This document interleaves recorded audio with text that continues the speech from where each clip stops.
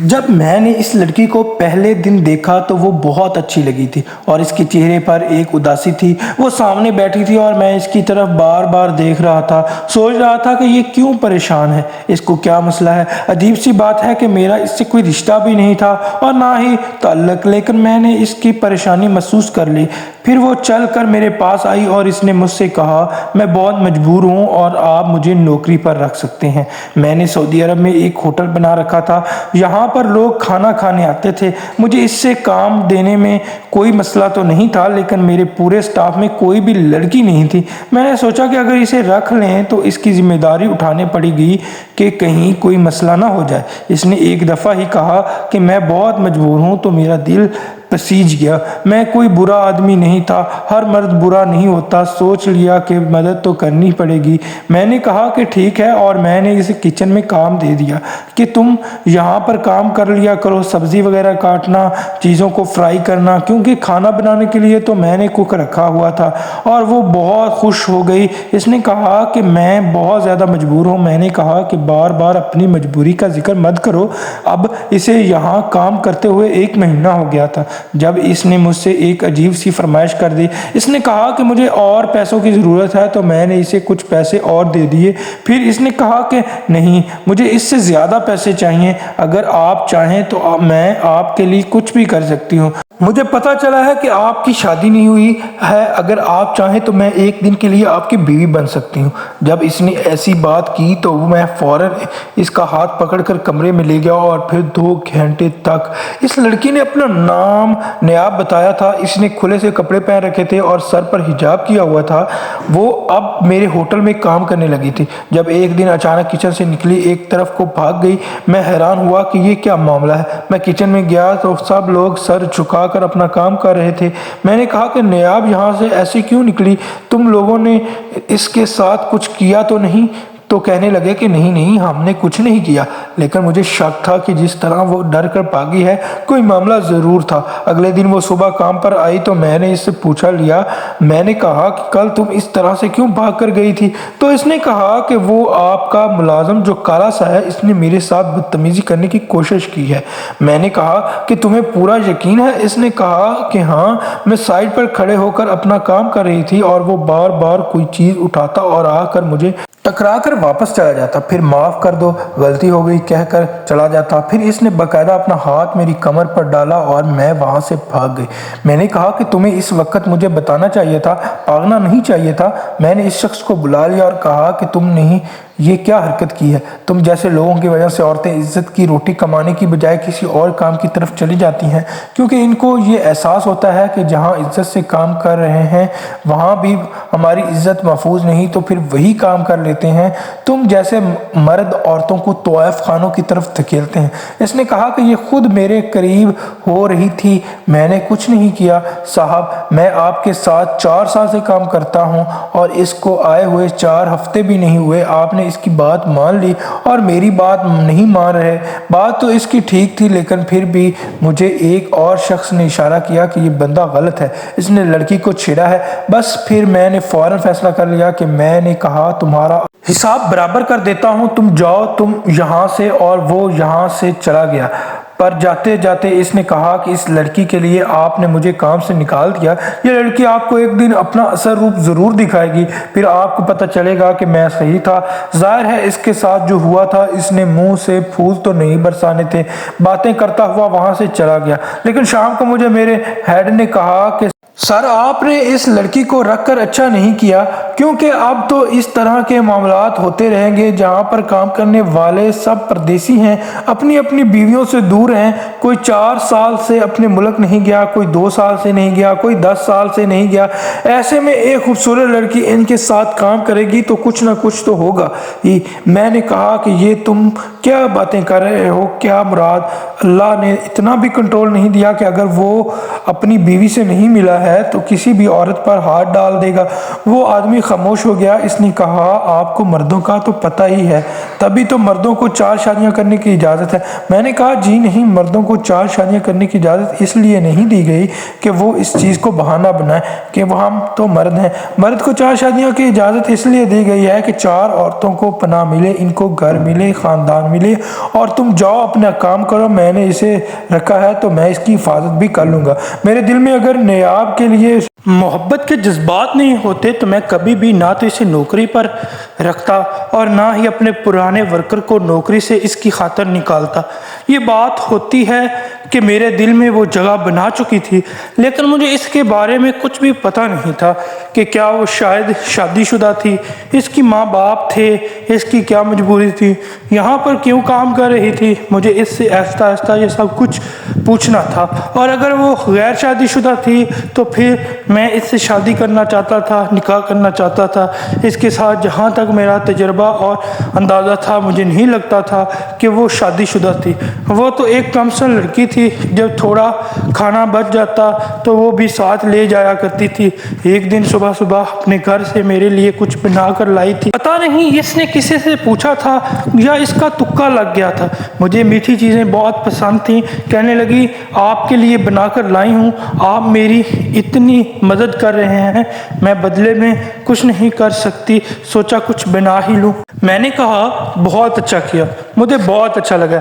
इसके हाथ में तो जादू था। मैंने कहा कि यही डिश मेरे होटल पर भी बनाया करो, मैं तुम्हें इसके अलग से पैसे दूंगा। इसने कहा, इसको अच्छे पैसे पर रखा था, अलग से भी पैसे मिल जाया करते थे, लोग टिप वगैरह भी देते थे। वो खाना भी घर ले जाती थी, लेकिन फिर भी हमेशा उदास और परेशान रहती थी। इसकी परेशानी मुझसे देखी नहीं जा रही थी। एक दिन मैंने इससे पूछ लिया क्या मामला है, तो इसने मुझे नहीं बताया। इसने कहा, आप क्या करेंगे। मैंने कहानी सुनकर, अब इंसान बार बार तो नहीं पूछ सकता, मिन्नत तो नहीं कर सकता कि अगला बंदा सोचे कि पता नहीं क्यों पूछ रहा है, इसलिए मैंने इसे दोबारा सवाल नहीं किया। एक दिन बहुत तेज़ बारिश हो रही थी, इतनी तेज़ बारिश थी कि कोई भी होटल की तरफ आने वाला नहीं था। गाड़ी में कुछ गाहक आए, लेकिन फिर वो भी चले गए। अभी होटल को बंद होने में 2 घंटे का वक्त था कि मैंने सबको छुट्टी दे दी। मैंने कहा, आप सब अपने अपने घरों को चले जाएं, बहुत अरसे बाद बारिश हुई है, कोई पता नहीं कहीं ज़्यादा ही ना पड़ जाए, क्योंकि इस इलाके में बारिश बहुत कम होती थी। अब लोग आहिस्ता आहिस्ता अपना सामान खा कर जाने लगे। नयाब भी जा रही थी। मैंने दरवाजे से इसे बाहर जाते हुए देखा और ख़ुद मैं इसे मना कर दिया। मैंने कहा, थोड़ा हिसाब किताब कर लेता हूँ।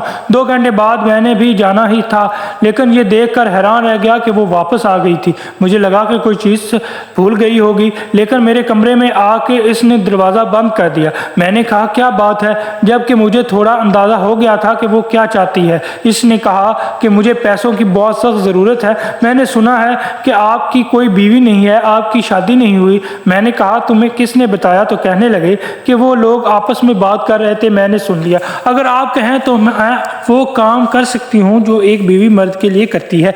मैं एक दिन के लिए आपकी बीवी बन सकती हूँ, आप थोड़ी ज़्यादा पैसे दे दीजिएगा। मैंने इसे हैरान होकर देखा।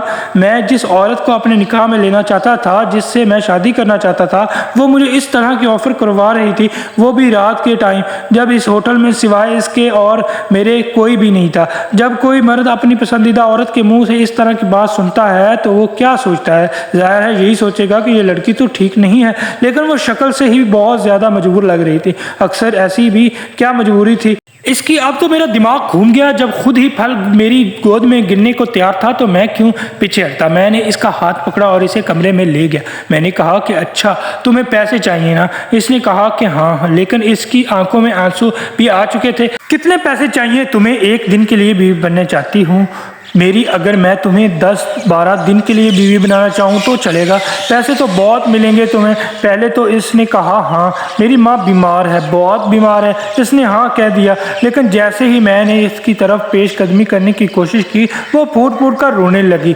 ज़मीन पर बैठ गई, अपनी आंखों पर हाथ रख लिया और माफ़िया मांगने लगी। कहने लगी, मुझे जाने दो, मुझे जाने दो, मैं ये नहीं कर सकती। मैं एक पल के लिए कमज़ोर पड़ गई थी, लेकिन नहीं, मैं ऐसा नहीं कर सकती। मैं पीछे हट गया। दरअसल मेरा ऐसा करने का कोई इरादा नहीं था। मैं इसके ज़मीर को जगाना चाहता था और इसको ज़मीर जाग गया। मैंने कहा कि अब मुझे बताओ कि तुम्हारी ऐसी कौन सी मजबूरी है कि तुम ये सब करने को तैयार हो। खुदा के लिए मुझसे झूठ ना बोलना। इसने कहा कि मैं अब आपसे कोई झूठ नहीं बोलूँगी, आप चलें मेरे साथ, मैं आपको दिखाती हूँ कि मैं किस हद तक मजबूर हूँ। मैंने अपनी गाड़ी निकाली और इसे कहा कि ठीक है चलो मेरे साथ। अब वो मुझे रास्ते में बताती जा रही थी और हम जा रहे थे। रास्ता बहुत ज़्यादा ज़्यादा दूर था, जा रहा था, आबादी से भी दूर। अब मुझे थोड़ा डर भी लग रहा था। मैं एक होटल का मालिक हूँ और ये लड़की मेरे पास आती है और कहती है रुकेंगे, अदाओं से मुझे लुभाने की कोशिश करती है। फिर मुझे एक नापाक ऑफ़र करती है। अब कह रही है कि मैं आपको ले चलती हूँ, कहीं ऐसा तो नहीं कि ये सब कुछ एक प्लान था। अब ये यहाँ मुझे ले जाए, वहाँ मुझसे ये सब कुछ छीन ले, मेरी गाड़ी भी मुझसे ले ले, मेरी जेब में कुछ पैसे थे, मेरे पास तो महंगा मोबाइल थे, वो सब कुछ मुझसे छीन सकती थी। किसी को क्या पता चलता। आज तो बारिश का दिन था, इतने दिन तक इसने कोई हरकत नहीं की, लेकिन आज ही ये सब कुछ क्यों किया? क्योंकि बारिश में तो कोई भी बाहर नहीं निकलता। मेरे दिमाग में हज़ार तरह की बातें आ रही थी कि अचानक इसने कहा कि वो सामने वाली गली में पहले घर के सामने गाड़ी रोक दे। ये घर मुझे बहुत छोटा सा लग रहा था। ऐसा लगता था कि दीवार पक्की भी नहीं, लेकिन शायद ऊपर से छत कच्ची है। वो भी गाड़ी से नीचे उतरी और घर में दाखिल हुई। घर से गुर्बत टपक रही थी। सामने का मंजर देखकर मेरे पैरों तले से ज़मीन निकल गई, क्योंकि इस कमरे के अंदर बिस्तर पर एक आदमी पड़ा था जिसका आधा जिस्म मफलूज हो चुका था, लेकिन वो जाग रहा था और अजीब से इशारे करते हुए नियाज से पूछने लगा कि ये कौन है। नियाब ने भी इशारा करके बताया कि शायद ये बताया कि मेरी जिस जगह नौकरी लगी है ये वही का मालिक है। फिर इसने इस आदमी का कंबल करवाया और इसे पानी पिलाया। इसके बाद मुझे कहा कि आप बाहर बैठे। मैं इस कमरे से बाहर आ गया। यहाँ पर एक कमरा और एक छोटा सा लॉन्च सा बना हुआ था। लॉन्च तो मैंने समझने के लिए कह दिया, बस यूँ समझे कि छोटी सी जगह थी।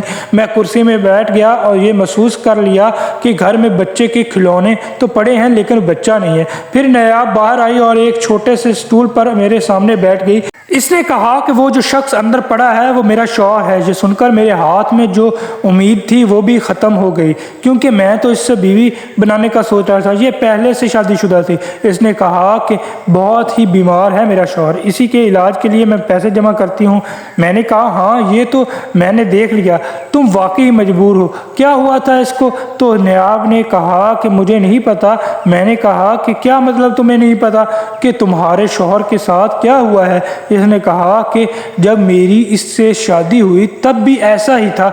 मैंने कहा ये तुम क्या कह रही हो? तुम्हारी शादी एक फालज ज़दा शख्स से किस तरह ने करवाई और कितने साल हो गए तुम्हें हरी शादी को? नायाब ने कहा कि शादी को 4 साल हो गए। पहले सिर्फ इसके बाजू पर फालज था। इसके साथ मेरी ज़िंदगी बहुत बुरी थी। एक हाथ से मफलूज था लेकिन दूसरे हाथ से रोज़ मुझे मारता था। अल्लाह ने औलाद भी दी थी लेकिन वो भी इस दुनिया से चली गई। 2 साल की थी। मेरी बेटी बहुत ज़्यादा बीमार हो गई, बुखार से तड़प रही थी और फिर अल्लाह ने इसे अपने पास बुला लिया, शायद इसलिए कि यहाँ पर इसका ख्याल रखने के लिए कोई न था, क्योंकि मैं इस वक्त भी काम पर जाती थी। मैंने कहा कि तुम्हारी शादी इस शख्स से किसने करवाई? तो इसने कहा कि इस शख्स ने मुझे ख़रीदा था, मेरे माँ बाप ने मुझे बेच दिया था। मैं तो जिस दिन से पैदा हुई हूँ जुल्म बर्दाश्त कर रही हूँ। ये अभी भी मुझ पर बहुत ज़्यादा हाथ उठाता है। मैंने कहा कि अभी भी हाथ उठाता है? अभी कैसे हाथ उठा सकता है तुम पर? इसने कहा कि अब इसका फालज बढ़ गया है, अब इसकी टांगों पर भी फालज पड़ गया है, कानों से ठीक सुनाई भी नहीं देता, बोल भी नहीं पाता, लेकिन एक हाथ इसका अभी भी चलता है। इसने एक डंडा बना रखा है जो अपनी चारपाई के पास ही रखता है अपने हाथ की दस्तरस में, और जब इसको गुस्सा आता है तो मुझे इशारा करता है। मैं इसके सामने बैठ जाती हूँ और ये इसके डंडे से मुझे मारना शुरू कर देता है। तभी तो मैं ये खुले खुले कपड़े पहनती हूँ। मुझे मेरे वजूद पर इतने ज़ख्म हैं कि अगर गिनना बैठूँ तो सुबह हो जाए। इसकी ये बातें सुनकर तो मेरी आंखों से आंसू आ गए। मैंने कहा कि फिर भी तुम इसके साथ रह रही हो, इस दरिंदे का ख्याल रखती हो, इसके लिए पैसे कमाती हो। इसने कहा कि क्या करूं, इन सब लोगों ने मिलकर मेरे साथ बुरा किया, लेकिन मैं बुरी इंसान नहीं हूं। ये मेरे साथ इसलिए बुरा कर रहा है, मुझे भी बुरा बनाना चाहता है। ये सब तो जाएंगे दोज़ख में, अल्लाह इनसे सवाल ज़रूर करेगा, इनको सज़ा ज़रूर मिलेगी, लेकिन अगर मैंने भी इन सब के साथ बुरा कर दिया तो फिर मुझे भी सज़ा मिलेगी। फिर इनमें और मुझ में क्या फ़र्क रह जाएगा? ये इस दुनिया में जीत जाएगा मुझसे, लेकिन उस दुनिया में मैं जीत जाऊंगी और ये सारे हार जाएंगे। मैंने कहा कि तुम इसका इलाज क्यों करवाना चाहती हो? अब तो कहने लगी कि अगर ये मर गया तो इल्ज़ाम मुझ पर ही आएगा। अगर ये अपनी मौत खुद भी मर गया तब भी सब कहेंगे कि मैंने इसे मार डाला, क्योंकि जब میں لوگوں کو بتاتی ہوں کہ میرا شوہر ایسی حالت میں ہے، مجھے مارتا بھی ہے، پھر بھی میں اس کے لیے سب کچھ کر رہی ہوں تو لوگ یقین نہیں کرتے۔ یہاں آس پاس کے لوگ کہتے ہیں کہ اپنے بیمار شوہر کو چھوڑ کر باہر سیر کرنے جاتی ہے، دھندا کرتی ہے، غلط طریقے سے پیسہ کماتی ہے، ورنہ اتنی خوبصورت لڑکی ہو اور اس کا شوہر چارپائی پر پڑا ہو اور اسے مارتا بھی ہو، وہ اس کے لیے کیوں محنت کرے گی؟ میں کس کو جواب دوں؟ میں تو تنگ آ گئی تھی، اس لیے سوچا کہ الزام تو مجھ پر ویسے بھی ہے تو کر ہی لیتی ہوں کچھ، تبھی آپ کو وہ سب کہہ دیا۔ مجھے معاف کر دیں، میں وہ نہیں کرنا چاہتی تھی، بہت بے بس ہو گئی تھی یا پریشان ہو گئی تھی۔ مجھے اپنی بیٹی کی بہت یاد آتی ہے، میں نے اس کا نام فاطمہ رکھا تھا، صرف اس شخص کی وجہ سے وہ مجھ سے دور چلی گئی۔ وہ بہت بیمار تھی، میں اس کے لیے پیسے کا انتظام کرنے گئی تھی، لیکن جب واپس آئی تو اس نے مجھے اتنی زور سے مارا کہ میں بے ہوش ہو گئی، اور جب میری آنکھ کھلی تو میری بیٹی کی آنکھیں بند ہو چکی تھیں۔ میں نے اس عورت کے ہاتھ پر اپنے دونوں موبائل اور جتنے بھی پیسے تھے وہ رکھ دیے اور کہا کہ تم موبائل بیچ دینا اور پیسے کا استعمال کر لینا۔ نوکری پر سے پہلے میں تمہارے شوہر کو کچھ کہنا چاہتا ہوں، تم اس کو بعد میں وہ سب بتا دینا۔ میں اس کے پاس گیا اور میں نے اسے کہا کہ شرم آنی چاہیے تمہیں، کس قسم کی مرد ہو تم، جس حالت میں پڑے ہو۔ یہ عورت پھر بھی تمہارا خیال رکھتی ہے اور تم ہو کہ اس کے وجود کو نقصان پہنچاتے ہو۔ اگر ایک دن بھی تم اس کے ساتھ حسن و سلوک کر لو گے تو خدا کی قسم اپنے قدموں پر کھڑے ہو جاؤ گے۔ وہ مجھے حیران ہو کر دیکھ رہا تھا کیونکہ اسے ٹھیک سے سنائی نہیں دے رہا تھا کہ وہ میں کیا بول رہا ہوں۔ میں وہاں سے نکلا تو میری آنکھوں میں آنسو تھے۔ اب سمجھ آئی کہ اس نے کیوں اپنی بیٹی کی چیزیں وہاں پر رکھی ہوئی تھیں، کیونکہ اسے اپنی بیٹی کی یاد آتی تھی، اور چیزیں پر جتنی گرد اور مٹی پڑی ہوئی تھی اس کا مطلب یہی تھا کہ جس کی چیزیں تھیں وہ بیچاری اس دنیا میں نہیں تھی۔ میں وہاں سے چلا گیا، گاڑی میں روتا رہا۔ کتنا برا معاشرہ ہے، یہ ایک عورت کو برا بنایا ہوا ہے کہ اگر وہ اچھائی بھی کرے تو لوگ کہتے ہیں نہیں یہ اچھی نہیں ہو سکتی، اور دوسری طرف مرد کو ایسا بنایا ہوا ہے کہ وہ تو انکار کر ہی نہیں سکتا۔ آج میں نے بھی انکار کیا تھا، ورنہ اس وقت آفس میں کوئی بھی نہیں تھا، بارش ہو رہی تھی۔ اس عورت نے خود کہا کہ وہ کچھ بھی کرنے کو تیار ہے، لیکن میں نے انکار کر کے یہ ثابت کر دیا کہ اگر مرد پاک باز ہو اور گناہ نہ کرنے کا ارادہ رکھتا ہو تو اس سے خوبصورت عورت بھی ورغلا نہیں سکتی۔ حضرت یوسف علیہ السلام بھی تو مرد ہی تھے، ان کو بھڑکانے والی عورت بھی بہت زیادہ حسین تھی۔ ان کو تو یہ بھی یقین تھا کہ جس کمرے میں وہ موجود ہیں اس کو بند کیا گیا ہے، 7 دروازوں پر تالا لگایا گیا ہے، لیکن ان کے اندر بھی اتنا ضبط اور ایمان کی طاقت تھی کہ وہ بندہ دروازے کی طرف بھاگ اٹھے، کیونکہ ان کو پتا تھا کہ اگر مرد ارادہ کر لے کہ اس نے گناہ نہیں کرنا تو پھر اللہ بندہ کو دروازے کھول دیتا ہے، اور ایسا ہی ہوا کہ وہ بند دروازے ایک ایک کر کے کھلتے گئے اور وہ اس گناہ سے بچ گئے۔ اب نیاب کام کرتی تھی، میں اس سے کوئی بات نہیں کرتا تھا، وہ بھی اپنے کام سے کام رکھتی تھی، کیونکہ مجھے واقعی اس سے ہمدردی ہو گئی تھی، محبت بھی تھی ابھی بھی، لیکن میں نے اسے اپنے دل میں چھپا لیا تھا۔ مجھے نہیں لگتا تھا کہ وہ کبھی بھی مجھ سے شادی کرتی، اپنے شوہر کو نہیں چھوڑ سکتی تھی، اگر وہ چھوڑنے والی ہوتی تو ابھی تک چھوڑ چکی ہوتی۔ میں نے نیاب کو اپنے دل کے کسی ایسے کونے میں بھیج دیا تھا جہاں پر وہ ہمیشہ کے لیے رہ سکتی تھی، لیکن میں خود وہاں پر نہیں جا سکتا تھا کیونکہ مجھے پتا تھا کہ وہ میری کبھی نہیں ہو پائے گی۔ وقت اسی طرح گزرتا رہا، میں نے اس سے یہ بھی نہیں پوچھا کہ کیا تمہارے شوہر کا رویہ تمہارے ساتھ بہتر ہوا یا نہیں، اور تم مار کھاتی رہتی ہو، لیکن ایک دن میں اسے دیکھ کر حیران ہوا۔ آج وہ بہت زیادہ خوش تھی اور بہت خوبصورت لگ رہی تھی۔ میرے پاس آئی اور کہنے لگی کہ میرے پاس آپ کے لیے کچھ ہے۔ مجھے لگا کہ شاید پھر سے کچھ بنا کر لائی ہے، لیکن اتنے دنوں تک تو وہ بھی مجھ سے دور دور رہ رہی تھی، پھر اچانک اسے میرا خیال کیسے آ گیا۔ میں اس طرح سے پیش آ رہا تھا کہ جیسے یہ سب کچھ نارمل ہے اور میرے اندر کچھ نہیں چل رہا۔ میں نے کہا کہ ہاں کیا لائی ہو، تو اس نے میرے دونوں موبائل میرے ٹیبل کے اوپر رکھ دیے اور میں کہنے لگا تم نے ان کو بیچ کر استعمال نہیں کیا؟ تو اس نے کہا کہ نہیں، مجھے ضرورت نہیں پڑی کیونکہ میرا شوہر اس دنیا سے چلا گیا ہے۔ میں نے کہا کہ سب کیسے؟ اس نے کہا کہ اس دن کے 1 ہفتے بعد ہی رات کو اس کو کچھ ہو گیا تھا۔ لوگوں نے بہت باتیں سنائی مجھے، لیکن میں نے سن لی کیونکہ مجھے پتا تھا کہ آخر باتیں ہی ہیں۔ اس کے بعد مجھے باتیں سنانے والا کوئی نہیں ہے۔ اب میں بالکل اکیلی رہتی ہوں۔ میں نے کہا کہ اتنا سب کچھ ہو گیا، تم نے مجھے بتایا کیوں نہیں؟ اس نے کہا کہ میں نے آپ کو اس لیے نہیں بتایا کہ آپ نے پہلے ہی میرے لیے بہت کچھ کیا تھا، اور آج میں آپ کو اس لیے بتا رہی ہوں کیونکہ بہت جلد میری شادی ہے، اور وہ بھی بہت اچھے انسان سے۔ یہ سن کر میں حیران رہ گیا، اور اتنی جلدی شادی کر رہی ہو؟ اگر اس کا شوہر اس دنیا سے چلا ہی گیا ہے تو وہ شادی کر ہی سکتی تھی۔ میں نے وقت گوا دیا تھا، مجھے بہت زیادہ افسوس ہوا۔ اس نے کہا میری 8 تاریخ کو میری شادی ہے۔ 8 تاریخ کو میں نے سب کچھ چھٹی دے دی اور میں اپنے آفس میں بیٹھا تھا۔ مجھے پتا تھا کہ آج وہ کسی اور کی ہو جائے گی، اور مجھے اس پر بہت اپنے آپ پر غصہ آ رہا تھا۔ میں نے موقع ہاتھ سے کیوں جانے دیا؟ اس کے شوہر نے کسی نہ کسی دن تو مر ہی جانا تھا۔ میں ہی اس سے بات کر لیتا تو وہ مجھ سے شادی کرنے سے کبھی انکار نہ کرتی، لیکن وہ اتنی خوبصورت تھی کہ اسے کوئی اچھا انسان مل گیا ہوگا۔ اسے تو کوئی بھی مل سکتا تھا۔ میرا دل ٹوٹ چکا تھا جب دروازے میں ہلچل کی آواز آئی اور کوئی اندر داخل ہوا۔ میں نے سامنے دیکھا تو میں حیران رہ گیا کہ وہ نیاب تھی اور وہ دلہن بنی کھڑی تھی۔ میں نے کہا کہ تم یہاں کیا کر رہی ہو؟ کیا کوئی مسئلہ ہو گیا ہے؟